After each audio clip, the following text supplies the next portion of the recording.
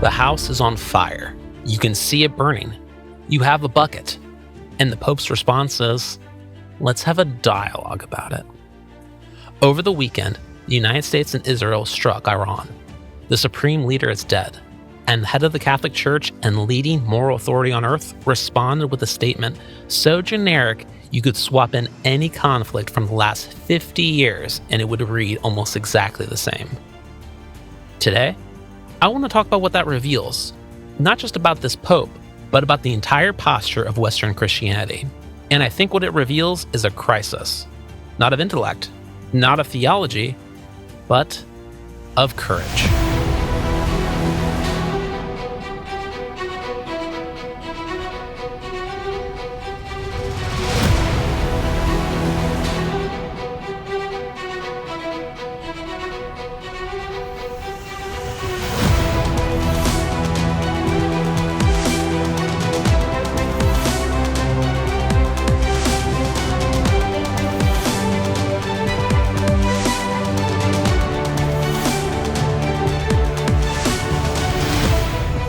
Welcome back to The Restless Signal. Support our mission by subscribing now. Let me set the scene. Saturday, February 28, 2026, the United States and Israel conducted military strikes across Iran. Multiple cities hit. The supreme leader, Ayatollah Ali Khamenei, is dead. Iran is retaliating, firing missiles at Israel and at Gulf states hosting American military assets. The war is ongoing now as I speak. This may be the most significant military action in the Middle East since the invasion of Iraq. And within hours of the conflict, Pope Leo XIV posted this on X.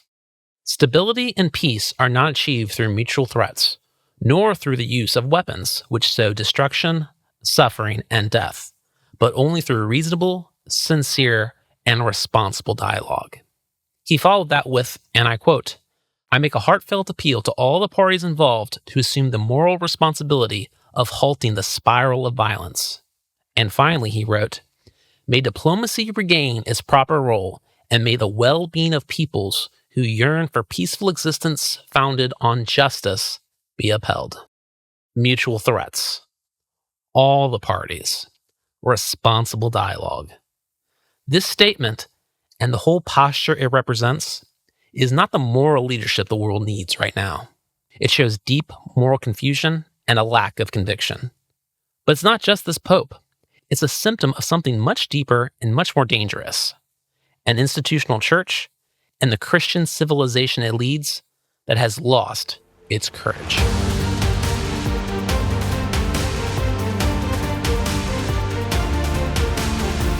Before we engage with the Pope's statement more deeply, I'm going to do something he did not do. I'm going to engage with the specific reality of the Iranian regime. This is the regime that has been killing Americans and taking American hostages since 1979. That bombed our Marine barracks in Beirut, Lebanon, killing 241 Americans. That chants death to America and death to Israel. That calls us the Great Satan.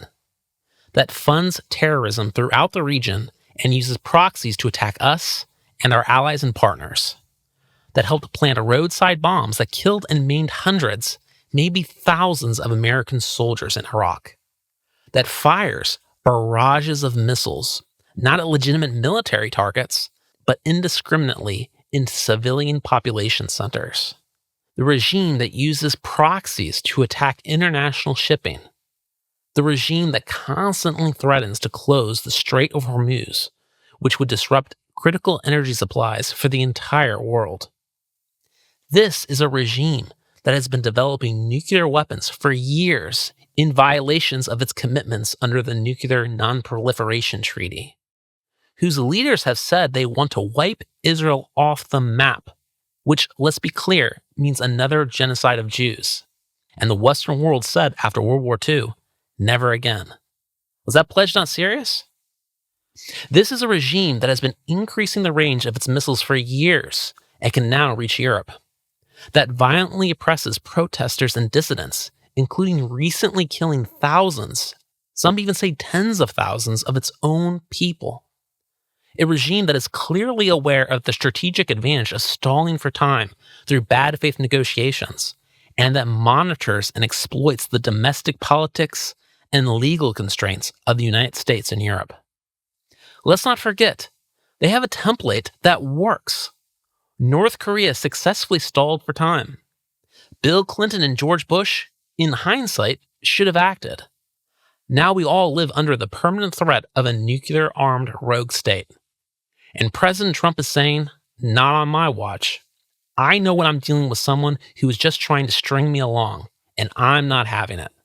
And honestly, Iran would be more dangerous than North Korea, because Kim Jong-un, despite being a tyrant, doesn't want to die in a devastating retaliatory strike. Iran's religious leaders are proving right now they are absolutely willing to die for their hopeless cause. Now, I'm not here to tell you whether February 28th, 2026 was the right date for this strike. I don't have the intelligence briefings. I don't know exactly how close Iran was to a nuclear weapon. I don't have access to how the negotiations were going behind closed doors, whether they were genuine or just, again, stalling for time. And I don't know the plan for what comes next and whether it's a good one. Those are tactical and strategic questions, and they're part of the president's calculus, not mine. So I'll have to leave them to the people who have that information. But what I am telling you is that the moral case for confronting this regime is overwhelming and has been for years. And that's what makes the Pope's response so damaging. Because you already knew what the Pope was going to say before he said it. You knew it was going to be a call for dialogue. You knew it would draw no moral distinction between the parties. You knew it would treat the use of force as inherently suspect and inaction as inherently virtuous. You knew because it's always the same. Always the same. Change the name of the country and even the name of the Pope, and his statement works for almost any conflict in the last 50 years. That's not moral leadership. That's literally using a template.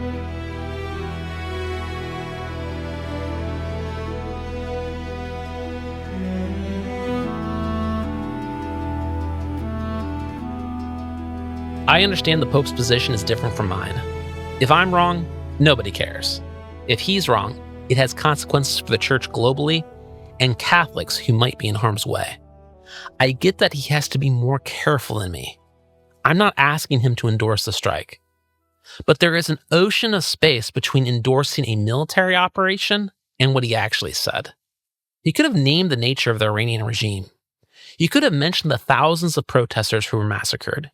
He could have acknowledged that a theocratic government pursuing nuclear weapons while threatening to annihilate a neighboring state presents a specific moral problem that generic calls for dialogue don't address. He could have done any of that without endorsing the attack. And let's talk about his prescription: more dialogue. With all due respect, Holy Father, more dialogue is exactly what the Iranian regime wants. It's their strategy. It has been their strategy for decades. They stall. They negotiate in bad faith. Every month of dialogue is another month closer to a nuclear weapon and a long-range missile capable of delivering it. Again, they're running the North Korean playbook. To call for more dialogue without acknowledging this is beyond naive. You're giving the bad guys who murder their own people exactly what they need. The Pope needs to engage with the facts as they actually are for his moral guidance to mean anything. He thinks he's being a voice of moral clarity, but what he's actually doing is aiding and abetting the triumph of evil. But that's not all. The phrases that bothered me the most were mutual threats and all the parties involved, as if the parties are equivalent, as if there is no meaningful moral distinction between the United States, a flawed power, a power that has done wrong, even when it thought it was doing good, and a genocidal theocratic regime whose leaders chant for the destruction of entire nations and are willing to see their own people and even themselves die to achieve it. If you cannot distinguish between those two things, I don't even know what to say. Like, what are we doing here? What is the point of moral reasoning if you can't make that basic distinction? And by the way, one of these nations is home to tens of millions of Catholics who are free to worship and serve. The other persecutes Christians. The Pope is supposed to be a shepherd. He has a duty to his flock. And that duty does not disappear just because the wolf also bears the image of God. The Pope chose not to engage with any of these undeniable facts. Instead, he chose to use a template. And that choice, the choice to say nothing of substance when the moment demanded leadership, is, in my view, failing in his duty as shepherd of the universal church and as the holy father of his spiritual children who are in danger. And it gets worse. This past Sunday, the Pope visited a rough neighborhood in Rome and spoke to a group of school children gathered for him. After talking about their lives in that tough neighborhood, he pivoted to speaking specifically about this war in the Middle East and said, I quote, "Violence is never the right choice." Really? Never? So when evil is comfortable using violence, when it's killing its own people, funding terror, and building nuclear weapons, the forces of good aren't ever allowed to confront evil with violence if they must? Not for nothing, the teaching of his own church for centuries disagrees with him. Why is he talking like this? It's hard to say for sure, but one reason is because he's trying to protect the institution, protect the church's diplomatic relationships. In sum, he's playing politics. But the world already has plenty of politicians. I don't want the Pope to be irrelevant. I want him to be the voice that the world cannot ignore because he speaks with such moral force and such courage that even his enemies have to reckon with him. Instead, we have a Pope whose statement on a war that just killed the supreme leader of Iran could have been written about literally any conflict in the last 50 years. This is what the institutional church has become. And it's not just the Pope. It's the whole posture, top to bottom. The bishops issue a statement. The parish runs a food drive.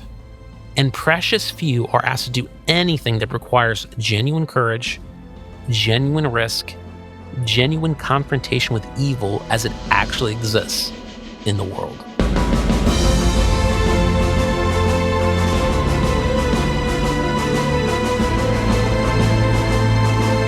This habit isn't happening in isolation. It's a symptom of a deeper problem within the church, institutionally, and among the faithful who prefer intellectual exercises or empty gestures instead of concrete, courageous action. The Catholic intellectual tradition has an elaborate framework for evaluating the use of force. It's called just war theory. And I have some reservations about how it's being used in today's world, and I'll address those in a future episode. But here's what matters today. Even if the framework were perfect, the posture of the people wielding it is one of permanent default to inaction. The checklist isn't the disease. The lack of courage is the disease. The checklist is just where it hides. I'll call this the checklist Catholic. I'm not questioning anyone's faith or their sincerity, but I am questioning whether we've created a version of Catholic moral life that substitutes what amounts to elaborate regulatory compliance exercises for actual virtue, courage, and action. In short, whether we're actually living the authentic life of a Christian in service of Christ's commission to us. Here's what I mean. The Catholic intellectual world, the online commentators, the encyclical parsers, the canon law enthusiasts, they're building on top of centuries of Catholic intellectual tradition, which has constructed an incredibly elaborate system for evaluating moral questions. And the system has an interesting feature. It almost always produces the same output. Wait, deliberate more. The criteria hasn't been met yet. More dialogue, not yet. And problematically, this is too complex, too hard to get right relying on your own moral conscience. You need us, the experts, to navigate all this complexity. And the people operating this system congratulate themselves on their rigor while the world burns around them. Because they followed the process, they checked the boxes, they parsed the encyclicals correctly. They spent a whole lot of time thinking really hard about God and about what he wants. And so their conscience is clean, even if the outcome is that a hostile regime gets nuclear weapons, or that thousands of protesters are massacred, or that evil advances unopposed. The process was followed. That's all that matters. But a checklist is not a conscience, and treating it like one is how good people let evil win. Not because they couldn't see it, but because they wouldn't act until they satisfied every criterion designed by someone who never had to make a hard decision.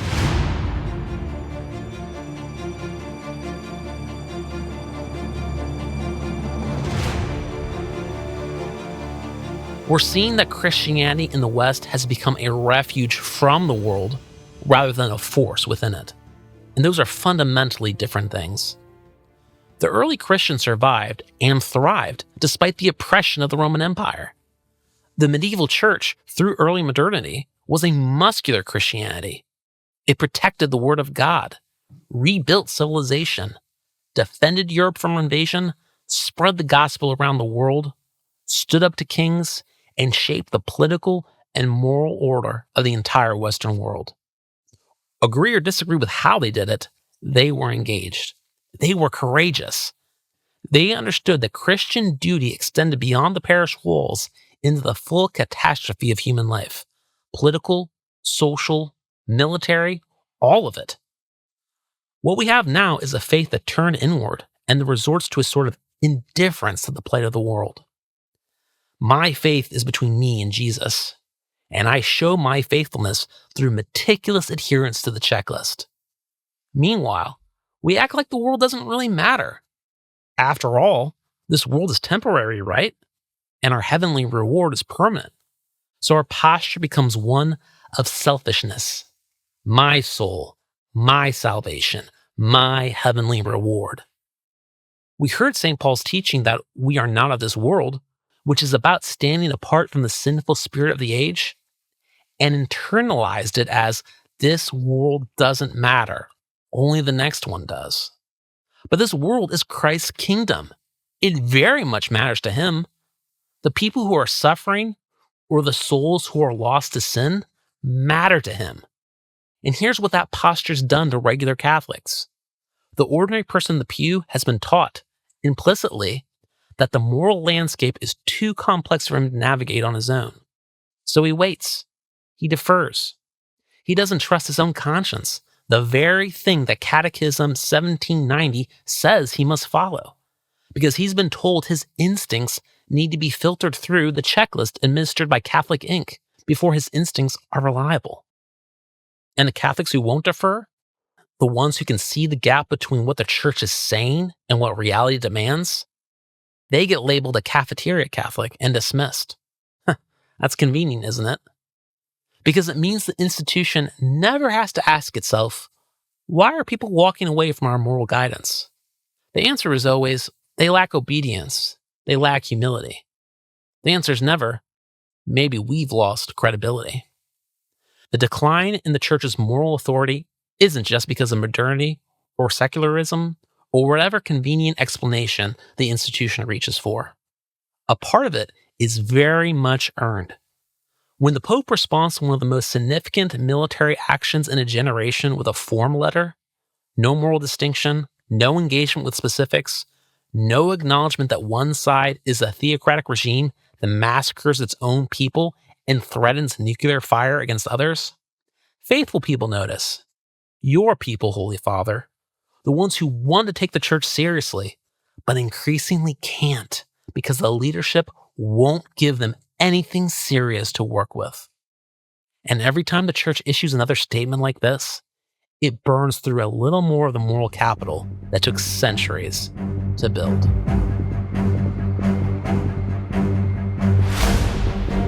Some people are going to attack me. Who are you to critique the Holy Father? Here's the thing. I agree with them because I wrestled with that same question. Who am I to level these critiques against the Pope, the bishops, and Catholic intellectuals who have forgotten more about the faith than I will ever know? I'm not a theologian, and I know I'm not a saint. I'm a man with sins and weaknesses I struggle with every day. So shouldn't I stay silent and work on my own issues? But the Catechism is clear. A person must always follow the certain judgment of their conscience. And my conscience is screaming that when the church's moral voice has been reduced to reflexive calls for dialogue, regardless of the circumstances, Something has gone very wrong, not with the faith or the church herself, but with the application of the faith by the people running the institutions, the wider Catholic intelligentsia, and many of our most devout brothers and sisters who have mistaken the checklist for their conscience. And honestly, those doubts in my own head, am I qualified? Have I considered all the angles? Have I checked the right boxes? I recognize that voice. That's the checklist talking to me too. That's the same instinct towards safety and permission seeking that I'm diagnosing in the church. So I'm going to practice what I'm preaching right now. Now, let me be clear about what I'm not saying. I'm not saying tear down the magisterium. I'm not making a Protestant argument. The magisterium and sacred tradition are real. The intellectual heritage of the Catholic Church is a treasure. But all of it exists to form people who go out and act courageously in the world. When it becomes a self-referential system that produces more system, when the output of the apparatus isn't bold action to confront evil, but just more apparatus, it's not serving its original purpose. I'm not saying tear it down. I'm saying remember what it's for. And I'm not the first person to make this challenge. St. Catherine of Siena, St. Francis of Assisi, St. Bernard of Clairvaux, they all looked at the church of their time and said, "You've lost sight of what this is for." The church didn't excommunicate them. Eventually, she canonized them as saints and made two of them doctors of the church. I don't have all of this worked out, and I'm not pretending to. But at some point, I looked at the world and I saw it headed towards disaster. And the people with the power and the responsibility to right the ship, they weren't doing it. They dithered. They analyzed. They qualified. They tried to be reasonable. They tried to be accommodating. And all of it was an excuse for not taking action. And eventually I concluded, somewhere along the way, we lost the will to act, the courage to act, the courage of our convictions to even believe that our values are right and our people are worth defending. And basically everything I've done since that decision, this channel, this project, the War of Ideas framework, all of it, is me trying to understand why. Why the failure? Why is it happening? And how do we get back? Because here's what I believe. God did not call us to be regulatory compliance experts. He called us to engage boldly with a fallen, broken, and often evil world, to be salt and light, and to trust in His mercy when we get it wrong. Remember Jesus' parable of the talents? The master doesn't punish the servants who took risk with what he gave them. He rewards them. He punishes the one who buried his talent in the ground because he was afraid. I knew you were a hard man, so I hid what you gave me. That's the checklist Catholic. That's the Pope issuing calls for dialogue while a regime builds nuclear weapons and kills its own people. That's all of us, every time we retreat into process and procedure, because engaging with the world as it actually is, fallen, dangerous, demanding, is terrifying. Yes, you might get it wrong. Act anyway. Form your conscience. Know your principles. And then have the courage to act on your judgment when the moment demands it. Even when the checklist might say wait. Even when the comfortable thing is to do nothing. Even when you might be wrong. Because the mercy of God is sufficient for the man who acted in good faith and fell short. It's not promised of the man who saw evil, did nothing, and called it prudence.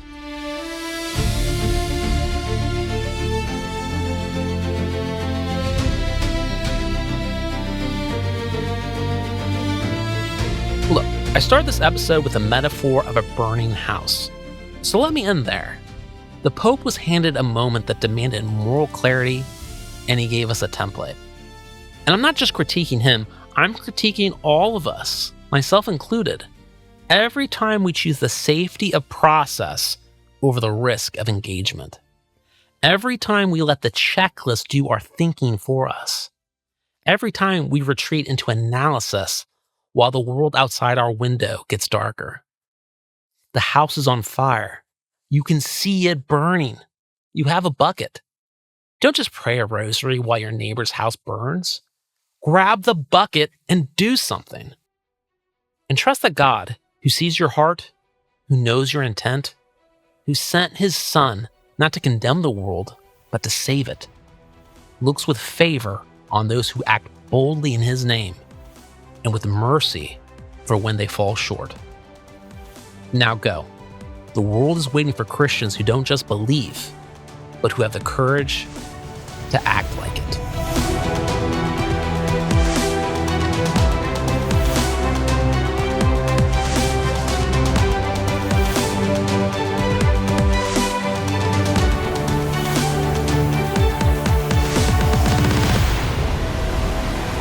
You've been listening to the Restless Signal podcast, copyright 2026, all rights reserved. Check us out on the web at warofideas.com.